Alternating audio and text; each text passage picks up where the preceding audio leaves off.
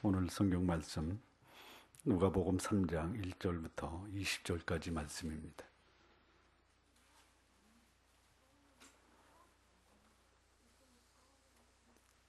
누가복음 3장 1절에서 20절 같이 교독하시겠습니다.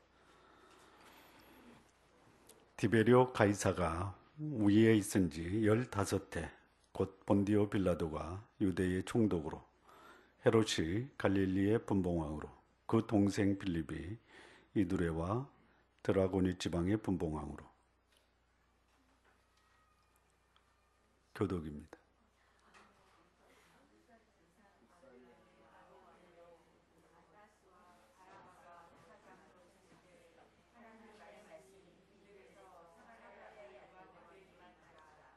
요한이 요단강 부근 각처에 와서 제사함을 얻게 하는 회개의 세례를 전파하니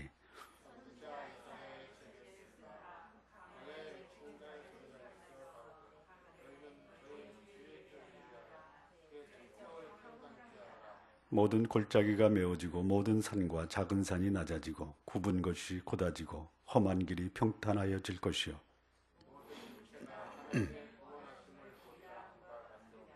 요한이 세례받으러 나오는 무리에게 이르되 독사의 자식들아 누가 너희를 가르쳐 장차 올 진노를 피하라 하더냐.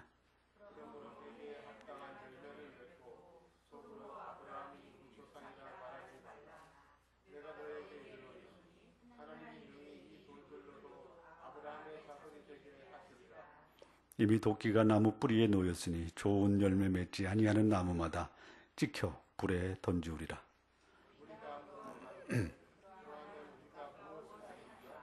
대답하여 가로되 옷 2벌 있는 자는 옷 없는 자에게 나눠줄 것이요 먹을 것이 있는 자도 그렇게 할 것이니라 하고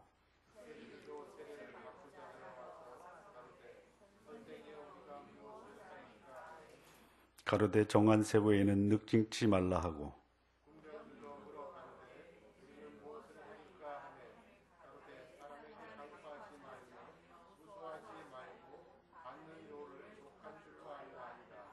백성들이 바라고 기다림으로 모든 사람들이 요한을 혹 그리스도신가 심중에 의논하니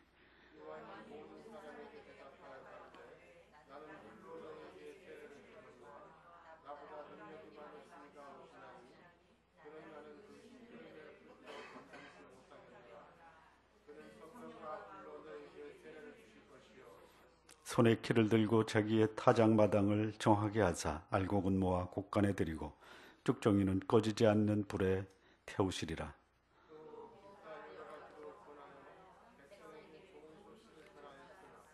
분봉왕 헤롯은 그 동생의 아내 헤로디아의 일과 또 그의 행한 모든 악한 일을 인하여 요한에게 책망을 받고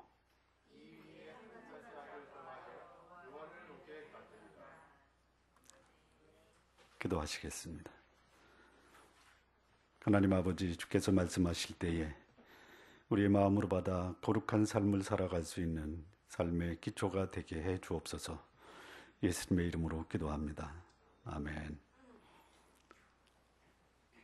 할렐루야. 인간으로 최대의 칭찬을 받은 사람, 세례 요한입니다. 누가복음 7장 28절과 마태복음 11장 11절에 보면은 여자가 낳은 자 중에 요한보다 큰 자가 없다. 그러나 하나님 나라에서는 극히 작은 자라도 그보다 크니라. 이런 칭찬을 받을 수 있는 사람이라면요, 이 세상에 출생해서 요한이 없는 이 삶을 살았다라고도 말할 수 있습니다. 여자가 낳은 자 중에서 가장 위대한 사람. 무엇이 요한을 이렇게 하였나? 사실 요한의 생애를 들여다보면요, 나도 그렇게 살고 싶다 라는 생각을 갖게 하는 것보다 가장 큰 위대한 인물이라는 평가는 받고 싶지만 삶의 모습이 꼭 그렇게 살고 싶지만은 않다. 요한의 삶을 보면요, 광야에서 살았습니다. 메뚜기와 석청을 먹었습니다. 그리고 바른 말을 하다가 투옥이 되고 마침내 참수당하는 삶을 살았습니다. 그 생애가 30대의 초반에 초형을 당합니다. 의를 위해 살다가 30대 초반에 세상을 떠납니다. 의를 위해 살아서 그를 가리켜 의로운 사람이라는 말은 들었지만 그렇게 참수당하는 삶을 살고 세상에서 가장 위대한 인물이다라는 평가를 받으면 여러분도 그렇게 삶을 사시겠습니까? 예? 예. 가장 위대한 인물이라는 평은 받기를 원하지만 그렇게 30대 젊은 나이에 참수당하는 삶은 좀 아니었으면 좋겠다. 어쨌든 요한이 하나님 편에서 그를 평가할 때 이보다 더 위대한 인물은 없다 이렇게 말씀을 합니다. 그렇다면 무엇이 요한을 이렇게 하였나? 자, 이 시대가 본받을 사람이 없다라는 것이 참 어떤 면에서 이 시대가 겪고 있는 불행 중에 하나다 이런 생각이 듭니다. 자, 본받을 사람이 없다. 왜 그렇습니까? 모두가 약점이 있고 모두 다 부끄러운 모습, 감추고 싶은 모습이 있기 때문에 그 감추어진 모습이 드러날 때 사람들은 그 사람에게 실망을 합니다. 기대했다가 실망이 되면은 기대 안 한 만 못한, 어쩌면 이 시대가 본받을 만한 사람이 없다라는 것이 모든 사람에 대한 정보가 다 노출됐고 노출된 정보가 그 사람을 결코 본받고 싶지 않다라는 생각을 했다라는 것이 도덕적, 윤리적 추한 모습에서 사람들의 존경할 점을 찾지 못한다라는 것입니다. 자, 그런데 오늘 본문이 보여주는 이 요한의 모습에서 오늘을 살고 있는 본받을 사람이 없는 이 시대에 우리 그리스도인이 본받을 수 있는 사람, 모범적인 삶, 과연 어떤 삶인가? 그 모습을 보게 됩니다. 한 사람을 제대로 이해하려면요, 적어도 세 가지는 들여다봐야 됩니다. 세 가지. 첫째는 그 사람이 사는 삶의 목적이 무엇인가? 목적 의식을 봐야 됩니다. 두 번째는 그 목적에 걸맞는 삶의 모습이 있습니다. 모습. 그 목적을 하나의 수단으로 삼는 것이냐, 아니면은 그 목적을 위해서 그 모든 삶을 목적에 맞추느냐. 세 번째 모습은요, 그 사람의 인격적 특징은 무엇인가. 한 사람을 이해하려면 적어도 세 가지를 봐야 됩니다. 자, 이 요한이 출연한 배경을 보면요, 이 본문의 1절부터 5절까지인가요? 로마의 티베리우스 가이사라고 합니다. 이 티베리우스 가이사, 로마의 역사를 이해하지 않으면 잘 모르는 사람인데요. 로마의 초대 시저가 우리가 알고 있는 시저입니다. 시저. 율리우스 시저. 근데 사실 율리우스 시저가 황제는 아니었고요. 그 아들 옥타비아누스가 로마의 초대 황제로 등극을 합니다. 그런데 불행하게도 옥타비아누스의 아들이 없습니다. 그 당대의 최고의 장군, 그 장군이 누구냐? 티베리우스입니다. 아마 로마의 최전성기에 이루었던 그 정복지를 거의 티베리우스가 확보를 합니다. 그러다가 이 티베리우스가 후사가 없으니까, 아우구스투스, 옥타비아누스가 자식이 없으니까 이 티베리우스를 양자로 삼고요. 그 옥타비아누스의 딸을 티베리우스에게 남편으로 줍니다. 그러니까 이 티베리우스는 옥타비아누스, 가이사 아구스투라고 합니다. 여기에 사이면서 아들입니다. 로마 최고의 장군이었고, 이 티베리우스 가이사 때에 예수님이 십자가에 달리십니다. 그러니까 성경이 이 디베리오 가이사를 기록한 것은 예수님의 생애는 역사적 실제다라고 말씀하는 겁니다. 그 당시에 유대 총독은 빌라도였습니다. 이 총독이 관할하는 땅은 유다와 예루살렘이었습니다. 그러면 여기 나오는 그 빌립 안디바, 헤롯 안디바, 빌립, 루사니아, 세 명의 분봉왕이 나옵니다. 분봉왕이라는 것은 뭐냐면은 그 유대 지역, 가나안 지역을 네 등분으로 나눕니다. 첫 번째 지역이 유다하고 예루살렘 지역입니다. 그 다음에 그 갈릴리 지역을 담당하고 있었던 분봉왕이 헤롯 안디바입니다. 그 위에 지역을 또 두 등분으로 나누어서 그 이두레와 드라고닛이라는 지방, 그 다음에 아빌레네가 맨 꼭대기입니다.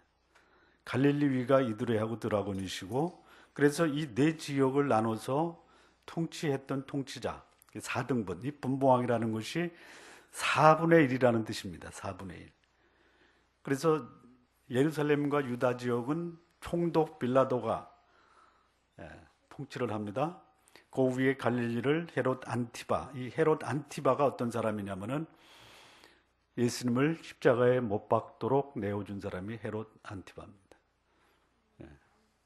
그리고 이 헤롯 안티바가 요한을 참수했던 그 헤롯입니다. 그리고 요 헤롯 안티바가 자기 이복 동생 빌립의 아내 헤로디아를 취한 왕입니다. 시간이 되면 제가 이 헤롯가에 대해서 조금 다시 설명을 드리겠습니다. 표면적으로, 이 정치적으로 로마의 지배를 받으면서 안정된 국가 체제를 유지하고 있었습니다. 자, 근데 이 헤롯의 그 본래 그 출신은 유대인이 아닙니다. 유대인이 아니고 암몬 족속입니다. 암몬 족속. 근데 이 굉장히 정치력이 뛰어나서 로마의 황제와 교류를 했고, 그 로마의 황제가 그를 유대의 왕으로 세웠습니다. 그게 예수님 당시에, 출생할 당시에 예수님을 죽이려고 했던 그 헤롯 대왕이 바로 헤롯 왕조의 시작입니다.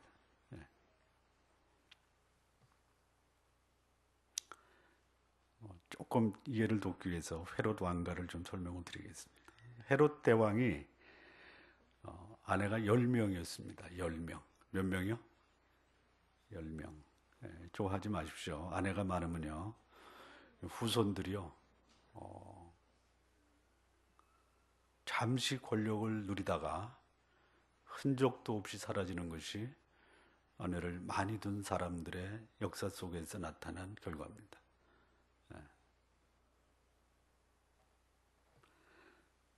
자, 특별히 이 5명의 부인이 이름을 내고 있는데요.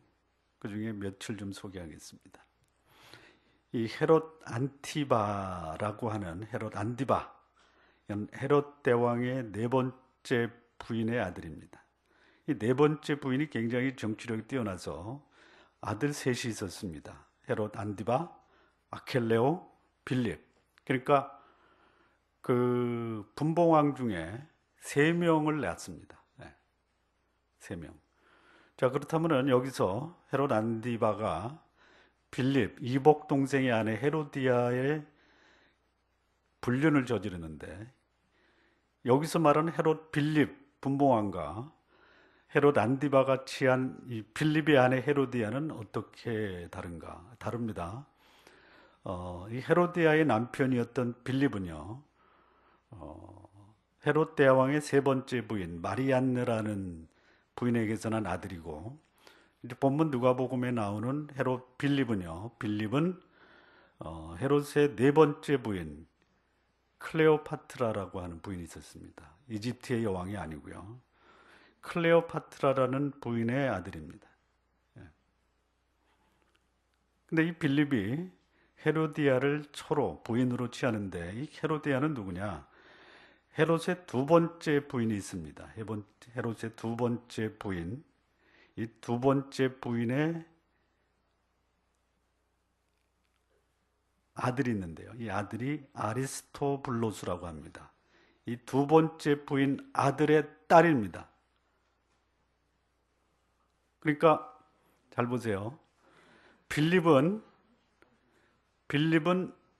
헤로디아의 남편 빌립은 헤롯 대왕의 아들이고요. 헤로디아는 헤롯 대왕의 손녀입니다. 손녀. 빌립은 헤롯의 아들이고 헤로디아는 헤롯 대왕의 손녀입니다. 그러니까 삼촌과 조카 사이가 무슨 관계가 됐냐? 부부 관계가 됩니다. 그런데 이 빌립이 조금 순박하고 능력이 없고 그러다가 이 헤롯 안디바 네 번째 아내 말닷케라고 하는데 말닷케의 아들 안디바, 그러니까 이 빌립과 안디바는 이복 형제입니다. 그런데 이 안디바가 자기 이복 형제의 아내, 다시 말하면 자기의 조카입니다. 조카와 불륜을 저지릅니다. 불륜을 저지릅니다. 이 불륜을 저지른 이 헤로디아, 이 딸이 하나 있었죠. 딸의 이름이 살로메입니다. 그런데 이 살로메가 또 누구냐? 헤롯의 네 번째 부인 클레오파트라의 아들 빌립 2세. 여기 누가복음에 나오는 이 분봉왕 빌립과 결혼을 합니다. 이건 어떻게 되는 거예요? 어떻게 되는 거예요? 예. 이 헤롯의 아들 중에서 가장 정치력이 뛰어나고 관대하고 통치를 잘했던 왕이 여기 나오는 헤롯 분봉왕입니다. 37년을 살았습니다. 그런데 결혼을 안 하고 살다가 30대 중반, 거의 죽을 나이 돼가지고 이 살로메하고 결혼을 합니다. 그러니까 손녀하고 결혼을 한 거예요. 아주 복잡한 집안입니다. 여기까지만 하겠습니다.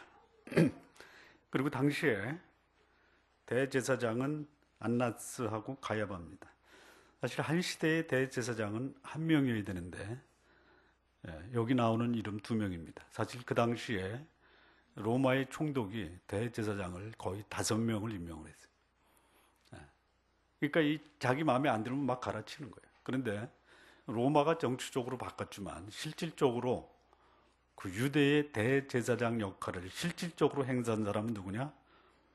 안나스입니다. 안나스. 안나스. 가야바는 누구냐? 안나스의 사위입니다. 사위.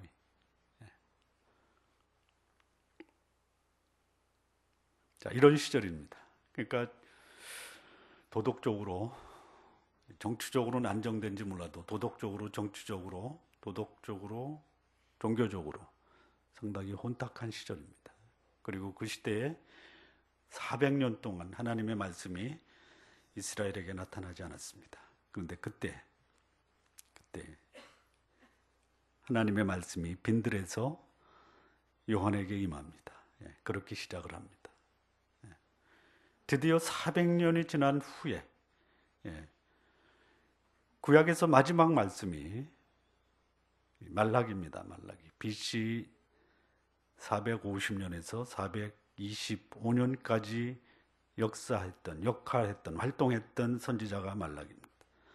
그러니까 400년, 430년 이후에 드디어 하나님이 요한을 통해서 말씀하시기 시작합니다. 말씀이 휴기했던 시절입니다. 정치적으로는 안정된 것처럼 보였지만 나라를 빼앗기고 로마의 압제에서 벗어나려는 독립운동이 벌어지고 있었습니다. 종교적으로는 종교가 정치에 이용당하고 있던 혼탁한 시대, 하나님이 말씀하지 않았던 그 시대에 하나님이 말씀하시기를 시작하십니다. 하나님의 특별한 역사와 섭리가 예상되는, 갑자기 하나님이 등장하셔서 말씀하신 무엇인가 벌어질 것 같은 긴장되는 시대였습니다. 요한의 출현은 하나님이 역사에 간섭하고 있다는 것을 의미합니다. 이때 요한이 나타나서 광야에서 말하기 시작합니다. 그의 생애를 통해서 우리가 볼 수 있는 이 시대에 우리 그리스도인이 본받아야 될 삶의 모습이 무엇이냐. 요한의 모습을 보면 우리가 본받아야 될 그리스도인의 모델이다라는 것이 모델. 이 시대 여러분들이 본받아야 될 모델 찾아보시기 바랍니다. 찾다가 못 찾으면 요한에게로 여러분의 눈길을 돌리시기 바랍니다.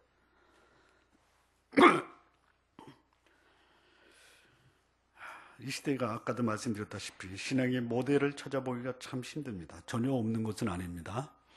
신앙의 모델이 되면요, 그때도 그렇고 지금도 그렇고 신앙의 모델이 되는 사람의 삶은 모델이 될 수 없는 사람에 의해서 비난과 핍박과 정죄를 받고 있는 시대입니다. 지금도 그렇습니다.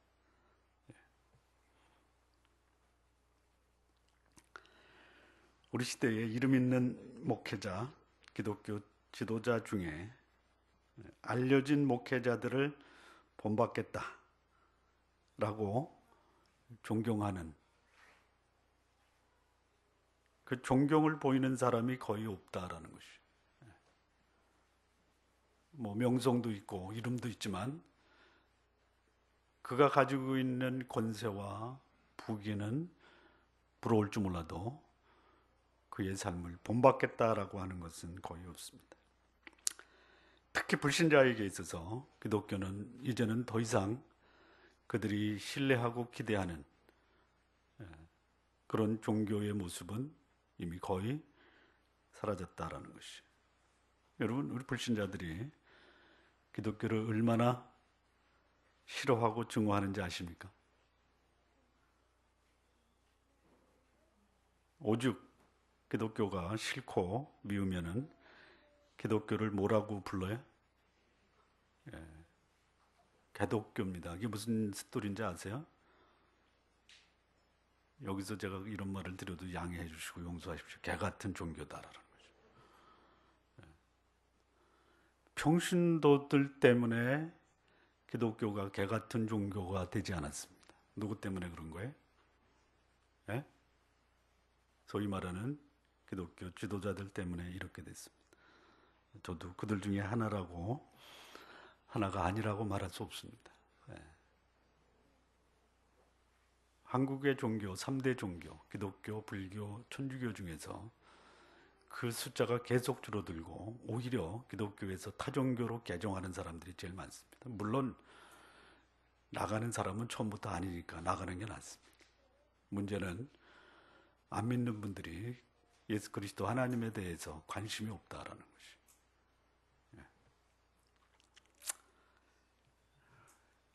저는 감히 이런 말씀을 좀 드리고 싶은데요. 만약에 하나님이 우리나라를 징계한다면은 이건 전적으로 한국 기독교 지도자의 타락과 돈과 권력과의 결탁을 인한 부패가 그 원인이다라고 생각을 합니다. 이 종교 지도자들의 덕목 중에 빼놓을 수 없는 것이 뭐냐면 청렴, 청결, 순결, 자기 부인입니다. 그런데 오늘날 다는 아니지만 잘 나가는 이 목회자의 모습에는 정치 결탁, 성적 타락, 지나친 돈에 대한 탐욕, 이것이 한국 교회와 한국을 부패하게 만드는 결정적인 요인입니다. 어느 목사는 노골적으로 얘기합니다. 저는 돈과 여자와 권력을 좋아합니다. 강대상에서 그렇게 얘기를 합니다. 그것을 지키기 위해서 수단과 방법을 가리지 않는 것이 오늘 한국 교회의 안타까운 모습입니다. 자, 이런 시기에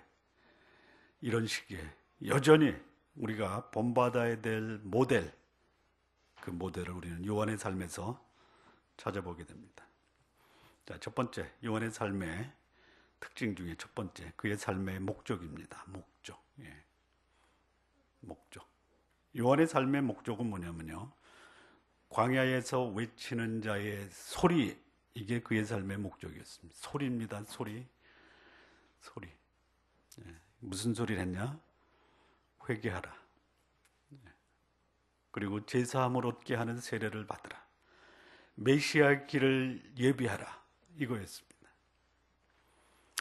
소리입니다. 소리.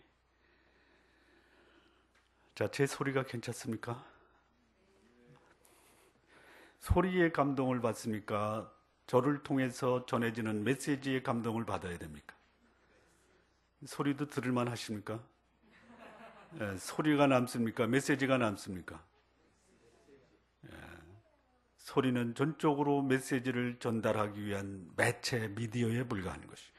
물론 오디오 시스템의 그 훌륭한 매체가 듣는 사람의 귀를 즐겁게 할 수 있지만 담겨져 있는 내용이 그 영혼을 부패하고 황폐시키고, 예, 살아있는 생명을 활기 있게 만들지 못한다면 그건 시스템입니다.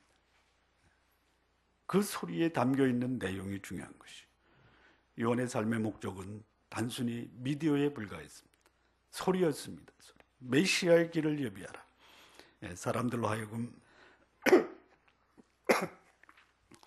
메시아이신 예수 그리스도에게로 돌이키게 하는 삶을 살았던 사람입니다. 자, 무엇을 위해 사는가? 예.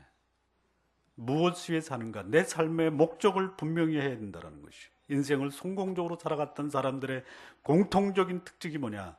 그 삶의 목적이 분명했다는 것이. 내가 살아있는 삶의 목적이 무엇이냐? 그거를 뭐라고 하냐면요, 사명이라고 하는 것이. 예. 성공한 사람들의 특징을 보면요, 스티븐 코비 성공하는 사람들의 7가지 습관에서 그가 제시한 두 번째 특징이 뭐였냐면요, 목표를 확립하고 시작하라. 끝을 바라보고 오늘의 삶을 시작하라는 것이. 그것이 내가 존재하는 목적입니다. 성공한 사람들을 보면요, 그가 존재하는 이 사명에 대한 이 사명을 글로 표시해 놓습니다. 그거를 사명서라고 하는 것이. 예, 한번 적어보세요. 그리고 내가 이것이 내가 존재하고 살아가는 목적이고 이유인가를 분명하게 한번 다져보시기 바랍니다. 여기 요한의 삶의 목적은요, 사람들로 하여금 죄에서 돌이키게 하는 회개였습니다. 사람들이 예수님을 믿지 못하는 이유가 뭡니까? 죄에서 돌이키기를 싫어해서 그렇습니다. 다시 말하면 죄를 좋아해서 예수님께 돌아오지 않는 것입니다. 예. 예수님께로 돌아왔다라고 하는 사람조차도 죄의 낙을 즐기는 것을 결코 싫어하지 않는다라는 것이.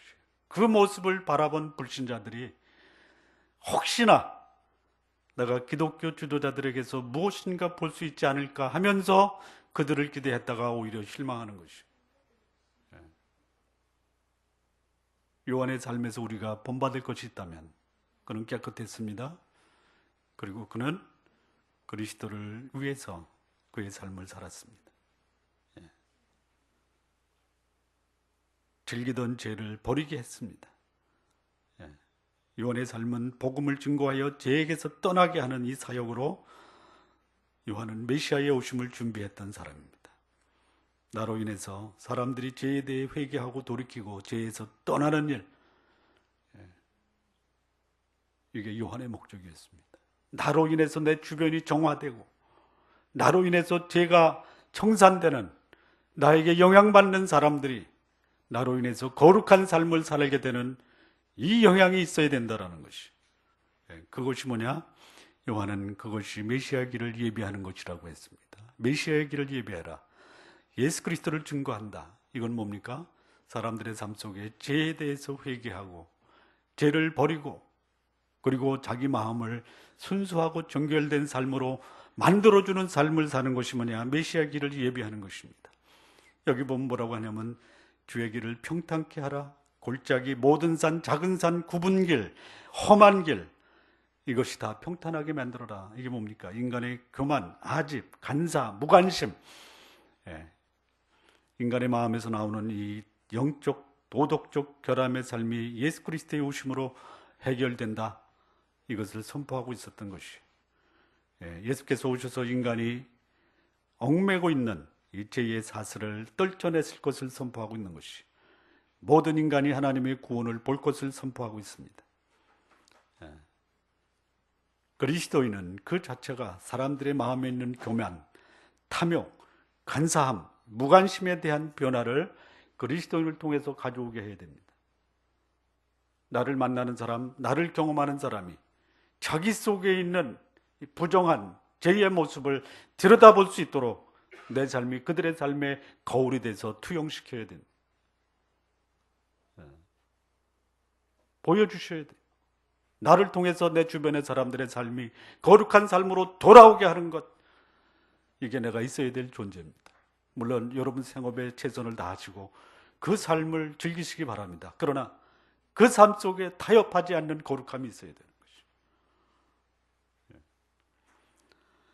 요한이 그런 촉구를 합니다. 무려 430년이 지난 후에 하나님의 말씀이 요한에게 임해서 요한의 말을 듣는 사람들이 이 시대에 하나님이 요한을 통해서 말씀하신다. 마가복음에 보니까요, 예루살렘과 온 유다가 요한에게 나와서 세례를 받더라. 희귀했던 시절에 하나님의 말씀이 증거되니 사람들이 나와서 그 말씀을 듣는 것이. 이 말씀을 들어 나온 사람들이 어떤 사람이냐? 별의별 사람들이 다 있었습니다. 여기 10절에 보니까 누가 나와요? 무리들이 나옵니다. 이름 없는 무리들이 나옵니다. 또 누가 나와요? 세리들이 나옵니다. 또 누가 나와요? 군병들이 나옵니다. 또 있는데요, 여기는 안 나오는데요, 마태복음 3장 7절을 한번 보세요. 마태복음 3장 7절, 거기 누가 나오나?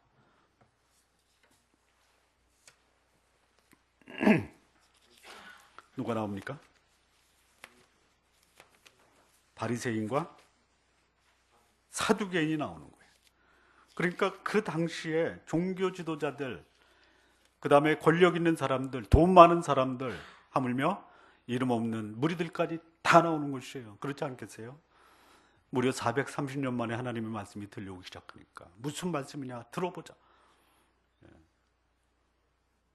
자, 그때요, 요한이 이렇게 얘기합니다. 많은 바리새인과 사두개인이 세례를 베푸는 모습을 보고, 그 베푸는데 오는 것을 요한이 봅니다. 그리고 뭐라고 그래요?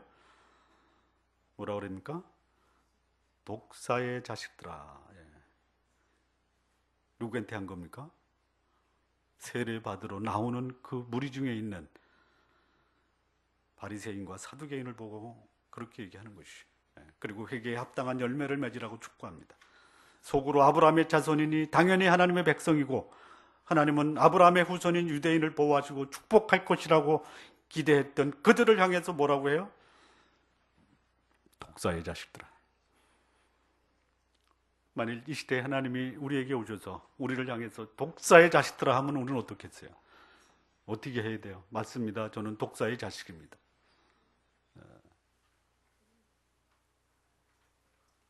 자기의 그 욕심을 충족하기 위해서 살인하기를 주저하지 않는 무리들이었습니다.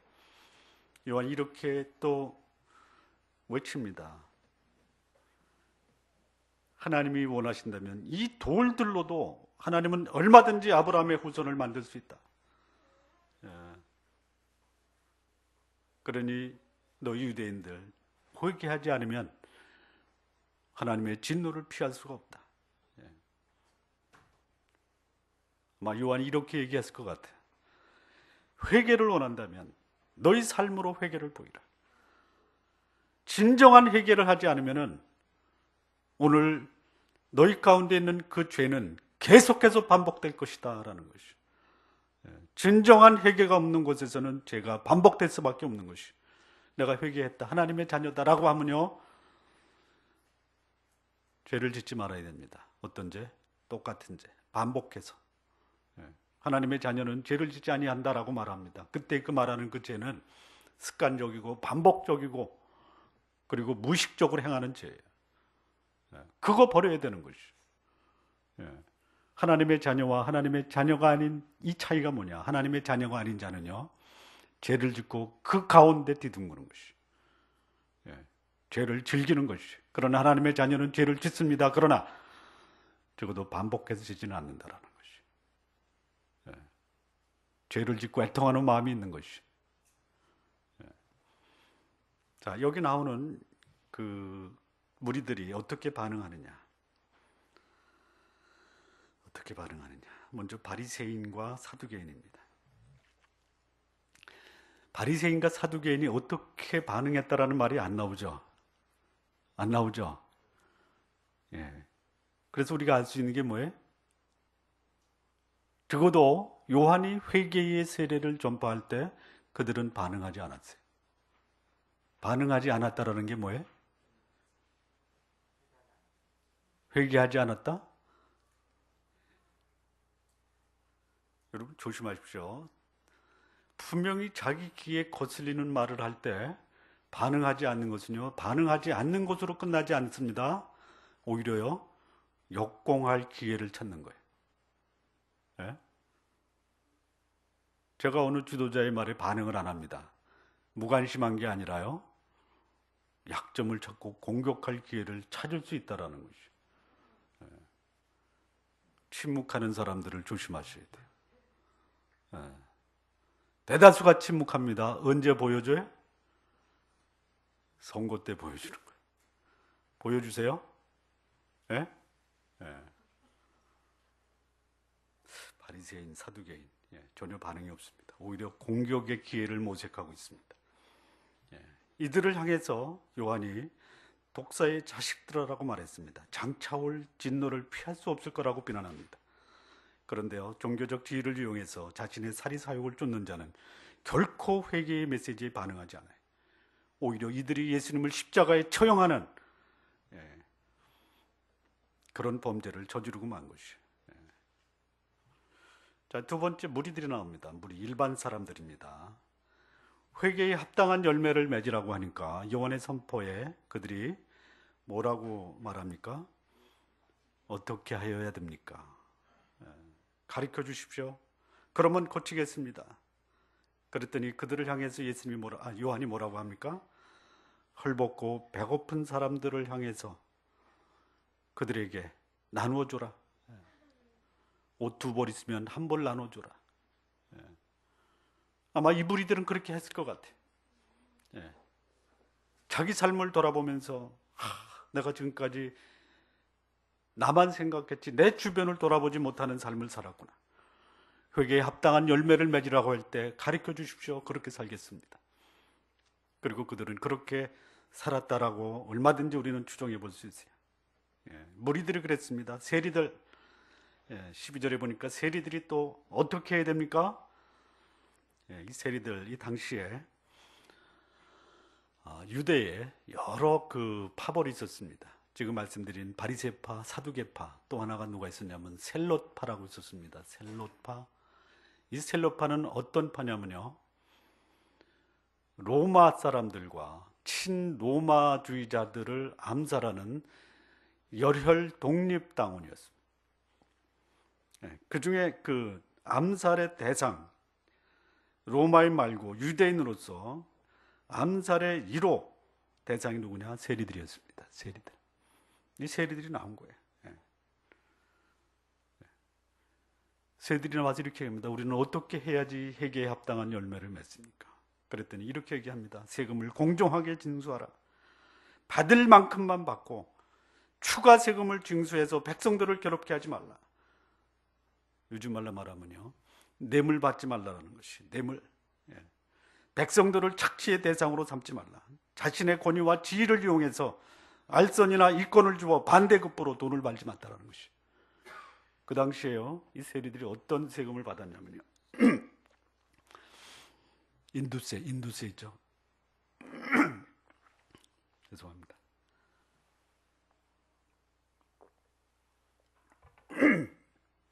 인두세. 그 호구 조사하면요, 사람들은 숫자를 해서 세금을 받습니다. 근데 세금을 더 받으려고 어느 집안에 돌아가신 분을 살아있는 걸로 남겨둡니다. 세금의 징수의 대상이 되는 어린 아이들도 세금 명단에 집어넣어요. 그리고 로마에다 보고할 때는 어떻게 해요? 실제적인 것만 보고하고 나머지는 자기들이 챙기는 거예요. 그러니까 세금을 징수하는 로마보다 세금을 징수하는 이 세리들이 더 미움의 대상이에요. 대표적인 인물이 누구예요? 성경에 나오는 회개한 세리 2사람이 있어요. 레위와 삭개오. 그랬더니 삭개오가 이렇게 얘기합니다. 예수님 만난 다음에 그래요. 내가 늑탈하는 것이 있다면, 내가 잘못 징수, 뇌물로 받고 급행료 받은 것이 있다면 내가 4배를 갚겠습니다. 4배. 4배를 갚으면 어떻게 돼요? 재산 다 거덜나는 거예요. 그러나 회개한 사람은 자기 재산이 거덜나도 내 잘못된 것을 청산하겠습니다라는 분명한 삶의 변화가 있다는 것이. 군병들이 나옵니다. 군병. 이 군병들은 누구냐면요, 유태인들이 아니고요, 그 헤롯의 용병입니다. 용병. 또 로마의 군인들입니다. 그 당시 일종의 이 경찰 또는 누구냐면은 요즘에 그거 있죠. 그 뭐죠? 그 빚을 받아줍니다. 그거 뭐죠? 예? 채권 해결해준 해결사. 요즘도 해결사들이 찾아가면요, 그 빚쟁이들은요, 그냥 사시나무 떨듯 떱니다. 지금도 그래요. 지금도.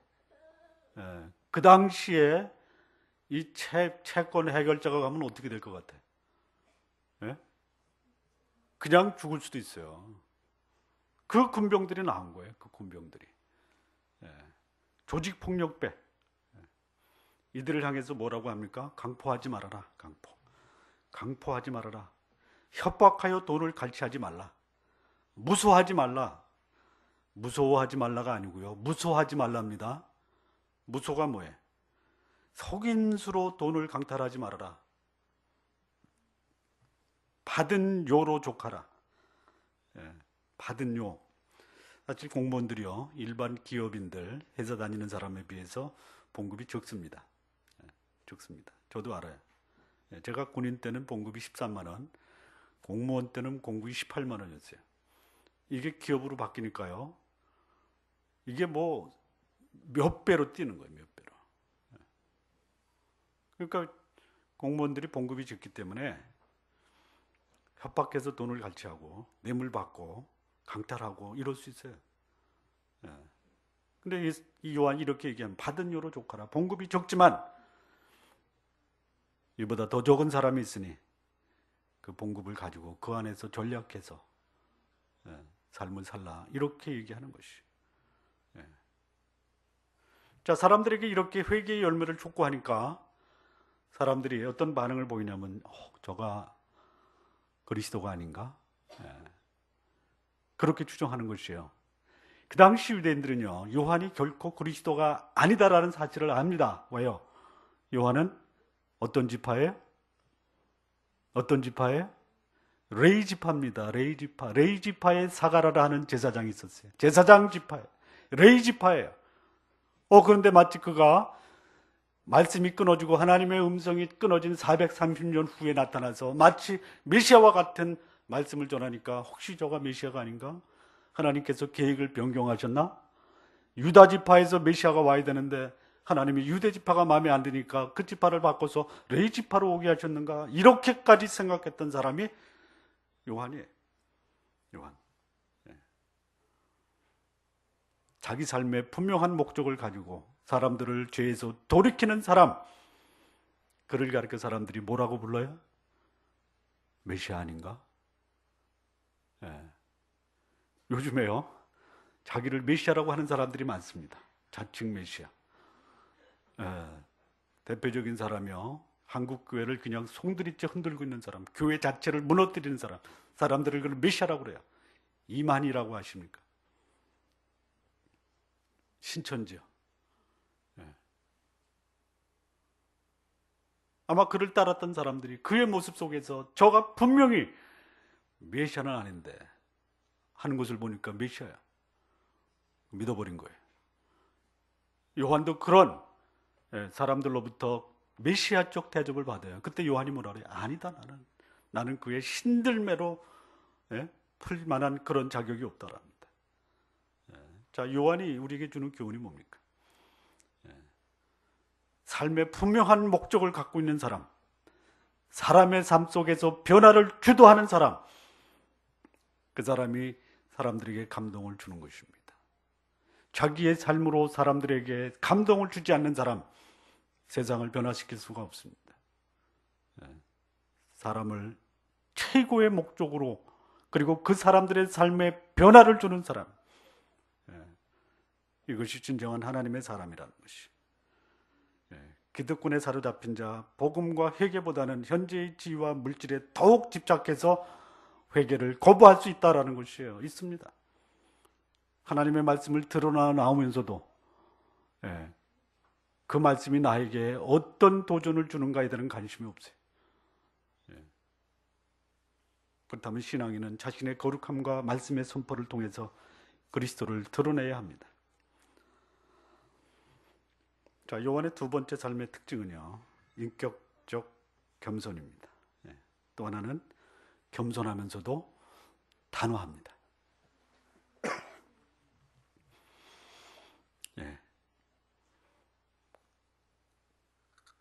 스탠포드 대학의 교수였던 짐 콜린스라는 분이 있습니다. 그가 쓴 책이 상당히 선풍적인 인기를 끌었습니다. 그 책의 제목이 뭐냐? Good to Great입니다. 좋은 기업을 넘어 위대한 기업의 그야말로 최고 경영자, 그가 갖추고 있는 두 가지 특징이 있었습니다. 첫째는 뭐냐? 겸손. 두 번째는 뭐냐? 자기 하는 일에 대한 단호함입니다. 근데 여기 요한의 모습에서 그가 만약에 오늘날 태어나서 회사를 경영하면 최고의 존경받는 지도자가 될 수 있겠다라는 것이 겸손입니다. 그런 그리스도를 높이는 삶을 살았습니다. 요한이 이렇게 얘기합니다. 16절에 요한이 모든 사람에게 대답하여 가라되 나는 물론 너희에게 세례를 주거니와 나보다 능력 많으신 이가 오시나니 나는 그 신들매를 풀기도 감당치 못하겠노라.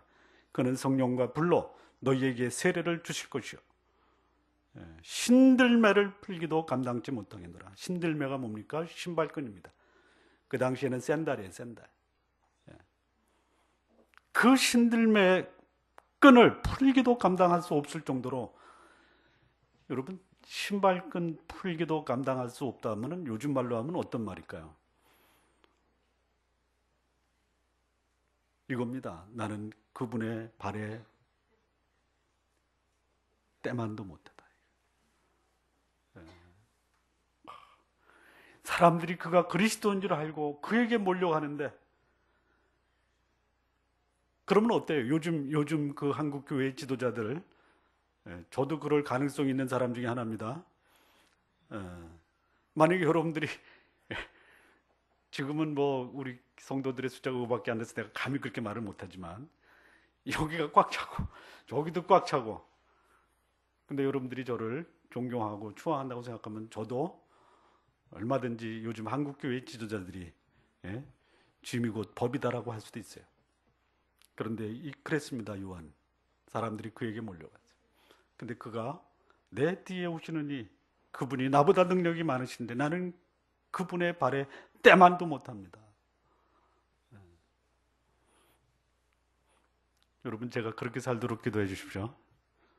저는 예수님의 발에 때만도 못한 그런 사람입니다 라고 평생 살도록 기도해 주십시오. 여러분 기도하실 때 이렇게 계세요. 우리 교회 목사님, 예수님의 발에 때만도 못한 삶을 살게 해 주십시오. 이렇게 기도하십시오. 해주세요. 싫어요? 그렇게 해주세요. 요한이 이렇게 얘기합니다. 그는 흥하여야겠고 나는 쇠하여야 하리라. 요한은 자기 뒤에 오시는 메시아 예수를 증언하며 그를 높이고 있습니다. 사람들이 인기와 재물이 늘어나면요, 자신의 인기와 가치를 유지하려고 노력하고 사람들의 인정을 은근히 즐기려는 경향도 있어요. 요한이 사람들이 자신을 그리스도라고 그렇게 추정하려고 하고 그렇게 옹호하려고 할 때 그는 단호히 NO 했어요. NO.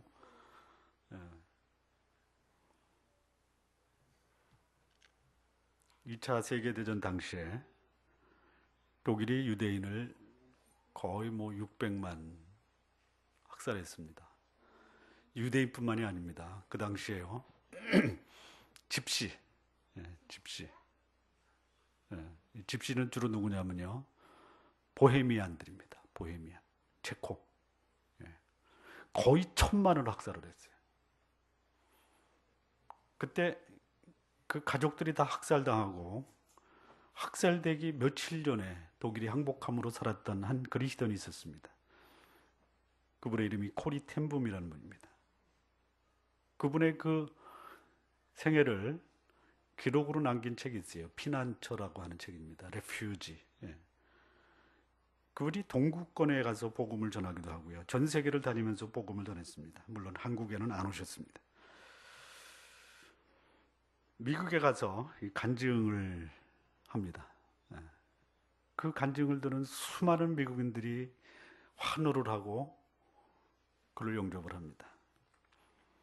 그 환호하는 그곳에 기자가 있었습니다.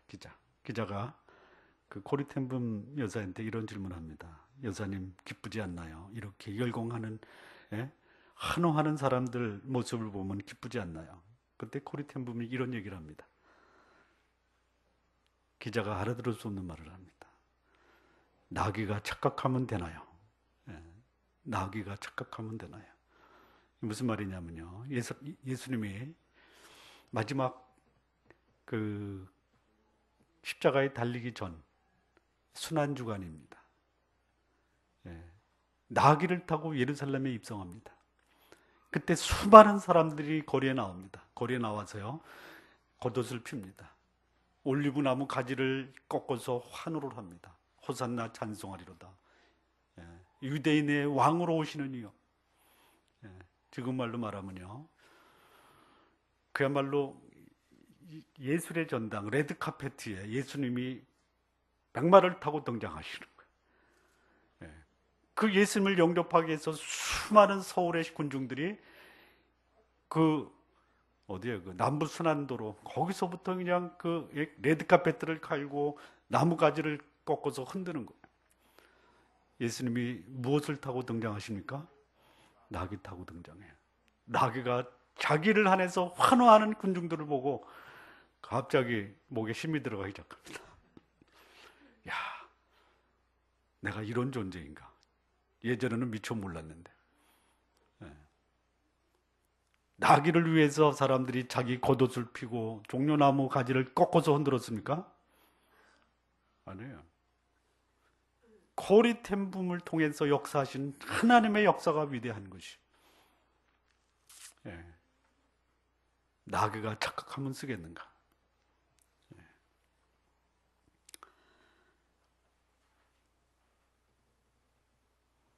그리고 이 요한은 예수께서 메시아이심을 확인하고 형장의 이슬로 사라집니다. 그리고 그는 여자로 난 자 중에 가장 위대한 자라고 하나님께 평가를 받았습니다. 자, 세 번째 모습입니다. 요한의 삶의 세 번째 모습, 이 삶의 형태가 지극히 단순했다라는 것이에요. 단순했다. 자기가 가지고 있는 것, 그것으로 만족한 삶을 살았습니다. 그가 입었던 옷, 약대 털이십니다. 약대 토록과 가죽띠에 먹는 것은 메뚜기와 석청이었습니다. 예. 단순한 복장, 간편한 먹거리. 예. 우리 인생길은 나그네 길입니다. 나그네 길입니다. 복잡하고 정착하는 인생이 아닙니다.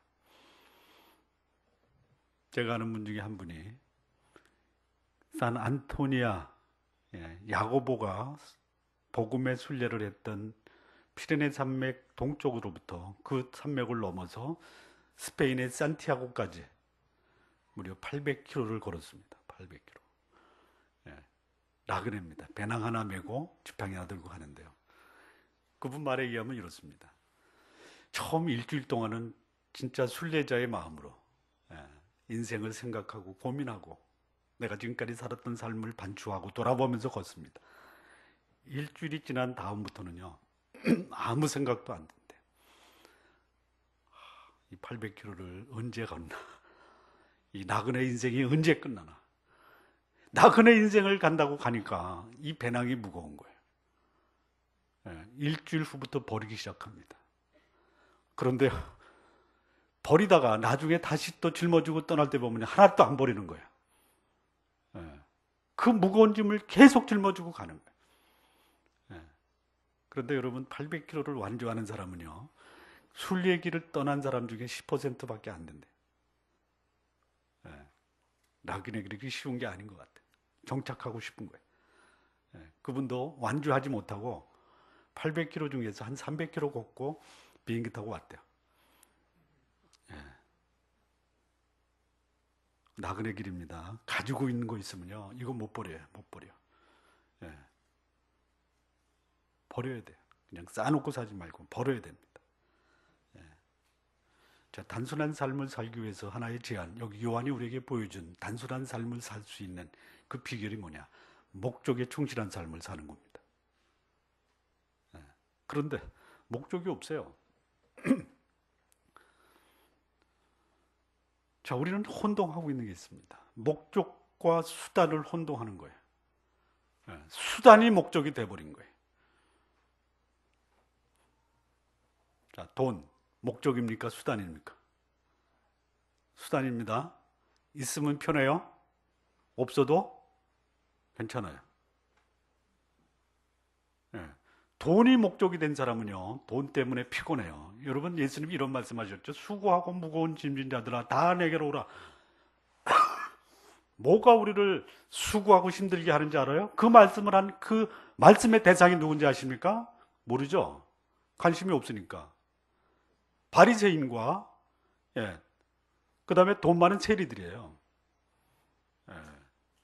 돈을 위해서 인생을 살아가는 사람, 종교도 자기 정치적 입지를 위해서 얼마든지 활용하는 사람, 이 사람들은요, 돈과 권력 때문에 수고하고 힘들어요. 피곤한 것이에요. 예. 거기에 목숨을 걸어요. 거기에 목숨을 걸어요. 그리고 그런 사람들 주변에 사람들이 몰리잖아요. 근데 그것이 그 사람의 인생을 수고하고 무거운 짐을 지고 힘들게 살아가게 한다는 것이. 목적이 분명하지 않은 사람, 단순한 삶을 살 수 없어요. 그렇다면 내 목적이 무엇인가? 한번 좀 진지하게 고민하면서 적어보세요. 또 하나 제안을 합니다. 이 목적은요, 눈에 보이는 것이 목적이 되면요, 그거 보이는 것 때문에 우리 인생을 망칠 수 있어요. 보이지 않는 것이 중요한 것이. 영원하신 그 하나님이 우리의 목적이 되어야 돼요. 그 하나님의 형상대로 지음받은 인간의 영혼이 우리의 목적이 되어야 돼요. 그리고 그 하나님과 인간을 연결시켜주기 위해서 말씀으로 오신 그 말씀 대신 예수 그리스도, 그분의 말씀이 우리 생애의 진정한 목적이 되어야 되는 것이. 그러면요, 하나님은 여러분이 그렇게 기대하고 원하는 그 축복 다 주시는 거예요. 하나님 주신 축복이 뭐예요? 쉽게 얘기할까요? 집안 잘 되고 사업 잘 되는 거예요. 그런데 그것이 내 인생의 목적이 되다 보니까 그것을 주신 하나님을 잊어버립니다. 사람의 가치를 잊어버려요. 그러니까 하나님 주신 그 축복이 오히려 우리에게 부담이 되는 거예요. 부담이 아닙니다. 누리고 나누고 베풀고 섬기라고 주신 그 수단이 우리 목적이 돼서는 안 되는 거예요. 단순하게 사십시오. 단순하게. 세상은 요지경 아십니까? 아세요? 신신해. 이렇게 나옵니다. 있는 사람은 있는 대로, 없는 사람은 없는 대로, 잘난 사람은 잘난 대로, 못난 사람은 못난 대로 그렇게 사세요. 무엇을 위해서? 목적을 위해서. 목적이 없으면요, 이리 보고 저리 보고 우왕좌왕 갈짓자로 인생을 사는 것이, 그리고 피곤한 것이. 자, 이 나그네적 삶을 사는 사람의 특징이 있습니다. 첫 번째, 세상의 미련과 욕심을 접어라. 두 번째, 주어진 삶에 자족하라. 세 번째, 오늘의 삶에 최선을 다하라. 네 번째, 잔머리 굴리지 말아라. 다섯 번째, 진정한 인생의 목적을 위해 오늘을 살라. 결론을 짓겠습니다. 오늘을 사는 우리들에게 요한이 주는 교훈이 뭐냐? 이 시대에 본받을 사람이 없는 신앙인에게 우리가 진정으로 본받아야 될 우리 인생의 모델, 그것이 무엇인가? 첫 번째, 삶의 목적의식을 분명히 하십시오. 그걸 적어보세요. 적어보세요. 두 번째, 인격적 성숙함을 추구하십시오. 능력이, 인격이 뒷받침되지 않으면 그 능력은 그 능력으로 인해서 능력 가진 사람이 해를 당할 수가 있어요. 능력이 없습니다. 그런데 인격이 뒷받침해줘요. 그러면 그 인격이 능력이 없는 그 사람을, 능력 있는 사람을 붙여주셔서 능력 있는 삶을 살게 하는 것이죠. 세 번째, 단순하게 삶을 사시기 바랍니다. 이게 오늘 우리가 본받아야 될 삶의 모습이에요. 여러분, 서재, 책상 앞에다 붙여놓으세요. 이렇게 붙여놓으세요.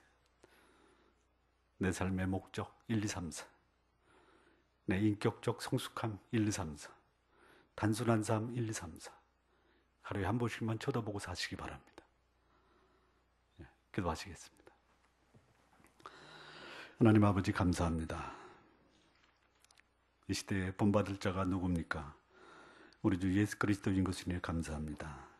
그리고 그리스도를 위해서 살았던 한 사람, 이 요한의 생애 속에서 우리에게 주시는 귀한 하나님의 이 교훈의 말씀, 분명한 삶의 목적을 우리 주 예수 그리스도에게 두고 하나님의 성품을 이 땅에 재현하며, 그리고 하나님이 주신 그 삶을 위해서 오늘 나에게 주어진 이 삶 앞에 충실한 삶을 살아갈 수 있는 우리 모두가 될 수 있도록 하나님 인도하여 주옵소서. 감사하며 예수님의 이름으로 기도합니다. 아멘.